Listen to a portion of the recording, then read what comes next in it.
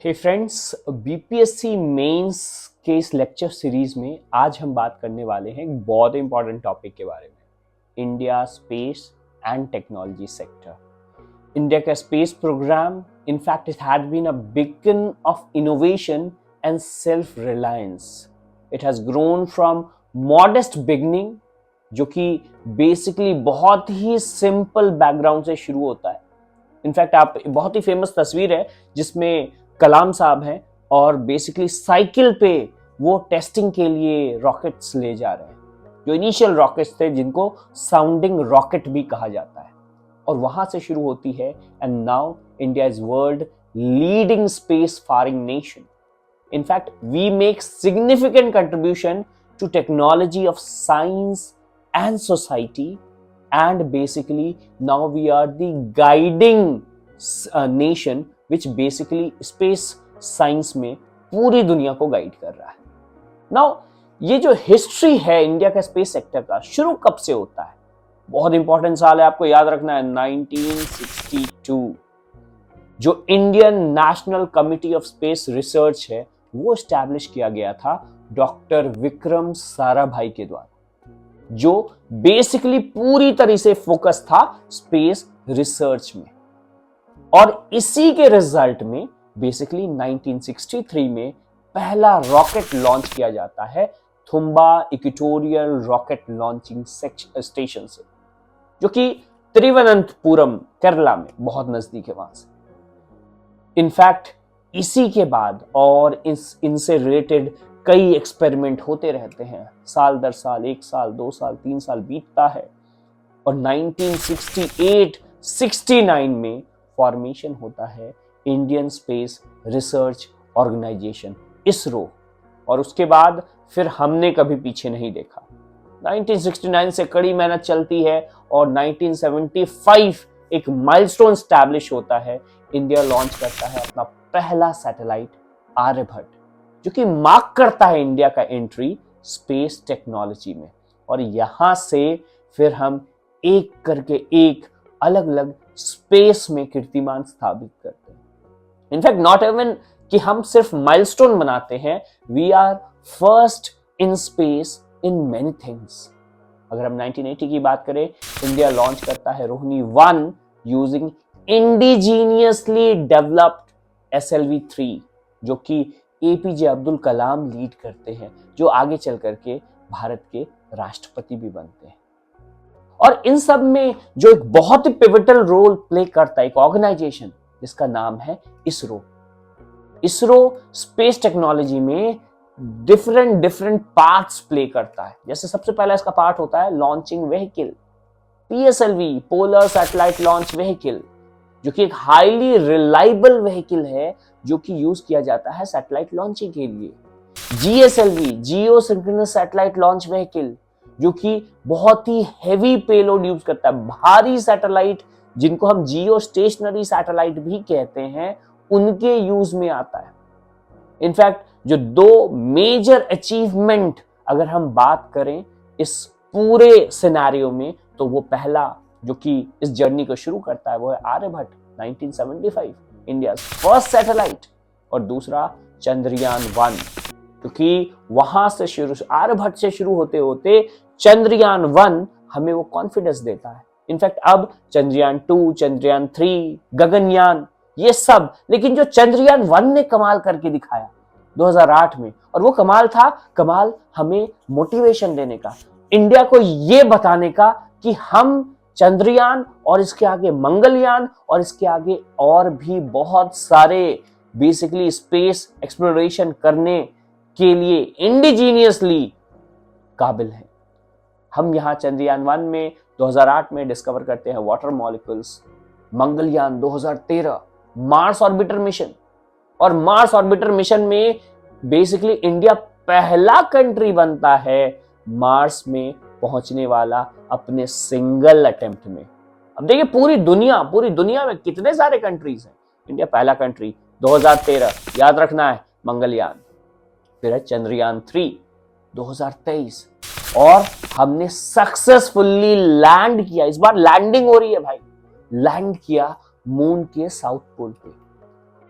In fact कई ऐसे satellite programme भी इसरो ने बेसिकली चलाए हैं, जैसे इनसैट सैटेलाइट जो कि प्रोवाइड करता है कम्युनिकेशन, ब्रॉडकास्टिंग, वेदर फोरकास्टिंग और भी अदर कुछ सर्विसेज। इनफैक्ट इंडिया ने अपना जीपीएस लॉन्च करने का भी सोचा है। हम इसे नाविक कहते हैं, NAVIC, India regional navigational satellite system. In fact इसके साथ साथ हमने रिमोट सेंसिंग सैटेलाइट भी यूज करने की बात की है, जिसमें हम लोग मैपिंग करते हैं। और ये रिमोट सेंसिंग सैटेलाइट ज्योग्राफी के लिए बहुत इंपॉर्टेंट है। और इसमें बेसिकली एग्रीकल्चर, इसमें डिजास्टर मैनेजमेंट, इसमें रिवर की फ्लड मैपिंग, ये सब जो किया जाता है ये हमें बेसिकली एक ऐसा इंफॉर्मेशन देता है जिससे कई तरह के पॉलिसी मेकिंग, जिससे कई तरह के स्टेप्स लिए जा सकते हैं। इनफैक्ट इसरो का अपना कमर्शियल वेंचर भी है। इसरो केवल इंडिया के लिए नहीं, इंटरनेशनली भी लगभग 400 फॉरेन सैटेलाइट और दैट टू इन 30+ कंट्री में को बेसिकली मदद कर चुका है सैटेलाइट लॉन्च करने में। And now ISRO have now fairly established itself as a leader in cost effective space service. भाई यहां पे भी हम जुगाड़ करते हैं, दुनिया के सबसे सस्ते सैटेलाइट लॉन्चिंग इंडिया में किया जाता है। अब इतना हमने अचीव करा तो इसमें बेसिक कंट्रीब्यूशन क्या रहा?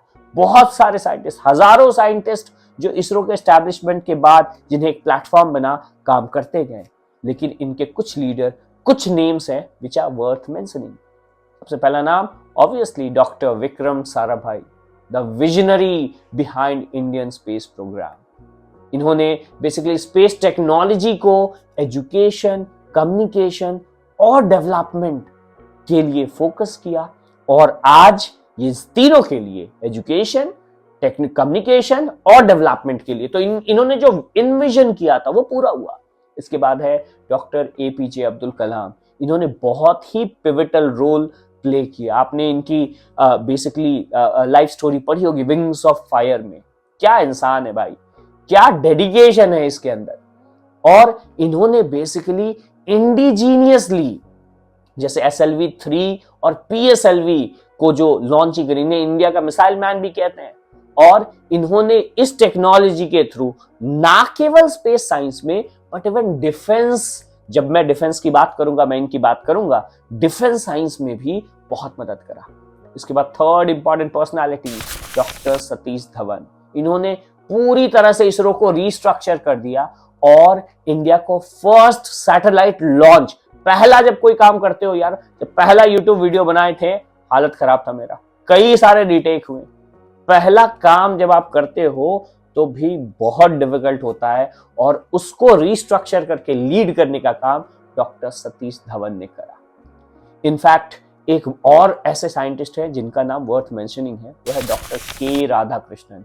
इन्होंने इसरो को तब हेड करा जब मंगलयान मिशन, जो कि कब सबसे कॉम्प्लिकेटेड, इनफैक्ट उस समय इसरो का सबसे कॉम्प्लिकेटेड मिशन था, इन्होंने लीड करा। और आज doctor S Somnath basically current ISRO chairman है और बेसिकली जो चंद्रयान 3 है उसको बेसिकली एक अलग ही इंपीटस उन्होंने प्रोवाइड करा, एक अलग ही जेस्ट के साथ, जील के साथ अब चंद्रयान 3 की तरह काम चल रहा है। क्या है सिग्निफिकेंस इंडिया के स्पेस प्रोग्राम का? इसका सिग्निफिकेंस पहला आता है इकोनॉमिक बेनिफिट। इनफैक्ट जो कमर्शियल सैटेलाइट हम लॉन्च कर रहे हैं, इसरो का एक ब्रांच है जिसको हम एंटरिक्स कहते हैं, और इससे जो कमर्शियल सैटेलाइट हम लॉन्च कर रहे हैं, जैसा मैंने बताया 30 से ज्यादा कंट्रीज के सैटेलाइट हमने लॉन्च किए हैं, ये रेवेन्यू जनरेशन में हमें मदद करता है। साथ ही साथ ये बूस्ट करता है इंडस्ट्रीज को, टेलीकम्युनिकेशन को, नेविगेशन को, ब्रॉडकास्टिंग को, और नित्य नए झंडे हम गाड़ रहे हैं इसमें। इसके बाद national security, development of satellite defence के लिए, सर्विलांस के लिए, डिजास्टर मैनेजमेंट के लिए सबसे जरूरी है। और इन सब के साथ आइसिंग ऑन द केक क्या है? Global recognition. इंडिया पूरी दुनिया में, पूरे पृथ्वी पे, पूरे प्लैनेट पे जाना जाता है for its low cost and high efficiency space mission. मतलब सस्ते में, जो मैंने कहा सस्ता तो है लेकिन सबसे बढ़िया, ये ग्लोबल रिकॉग्निशन इंडिया को मिला है अपने इसरो के थ्रू। इनफैक्ट इंडिया ने कई बार पार्टनरशिप करा है नासा के साथ, यूरोपियन स्पेस एजेंसी के साथ और कई अदर स्पेस एजेंसी के साथ, जिसमें उसने बहुत महत्वपूर्ण कंट्रीब्यूशन भी दिया है। और इसका सोसाइटल इंपैक्ट क्या पड़ता है, समाज पे क्या प्रभाव पड़ता है, ये कनेक्ट करता है रूरल एरियाज को। इनफैक्ट जो स्पेस मिशन है, इससे जो सैटेलाइट मिशन है, वो आज टेलीमेडिसिन और टेली एजुकेशन जैसे स्कोप को ओपन करता है, जिससे जो रूरल कनेक्टिविटी है वो बहुत ज्यादा बढ़ गई है। इनफैक्ट इसी की मदद से बेसिकली जो जीपीएस की मदद है, जो बेसिकली जो रिमोट सेंसिंग सैटेलाइट है उसकी मदद है, उससे हम एग्रीकल्चर, अर्बन प्लानिंग और डिजास्टर रिलीफ में काम में लेके आते हैं।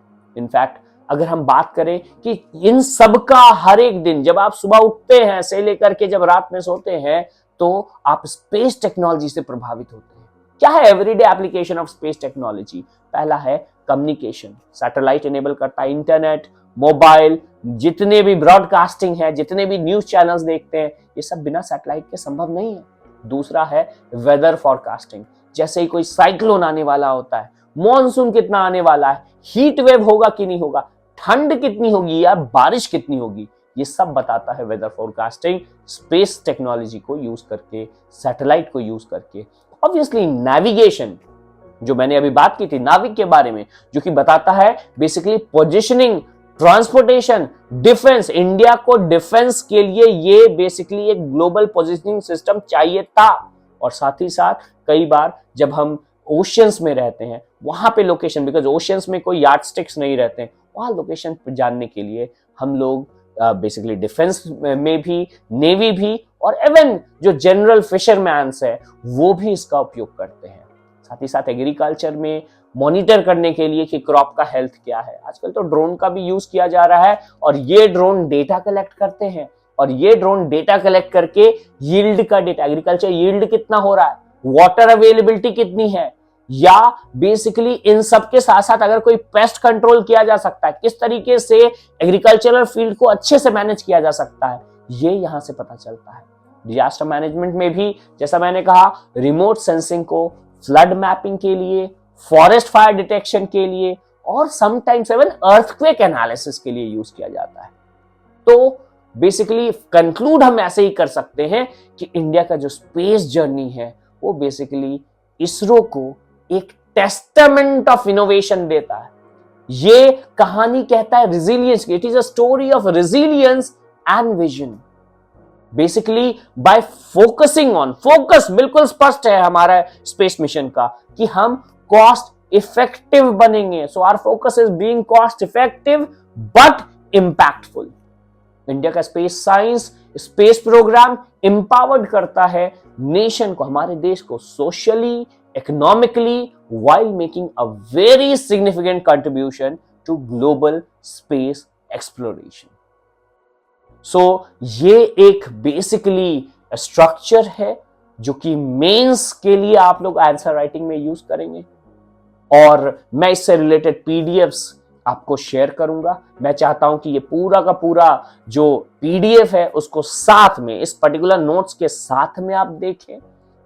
और जब इसको, बिकॉज अगेन ये वीडियो में थोड़ा और लंबा कर सकता था, लेकिन मैंने केवल उतना ही डेटा डाला है जिससे आपका ये जो पर्टिकुलर टॉपिक है वो सॉल्व हो जाए। Don't over burden yourself. आप मार्केट से किताब ले लोगे, बहुत सारे डेटा डाले हुए इस टॉपिक पे, बट उसको बेसिकली उसमें से इंपॉर्टेंट पॉइंट और एक क्रोनोलॉजी में प्रेजेंट करना, ये मैंने काम किया। अगर आपको ये मेरा एफर्ट पसंद आया है तो इसे लाइक करें, शेयर करें, डू कमेंट एंड सब्सक्राइब।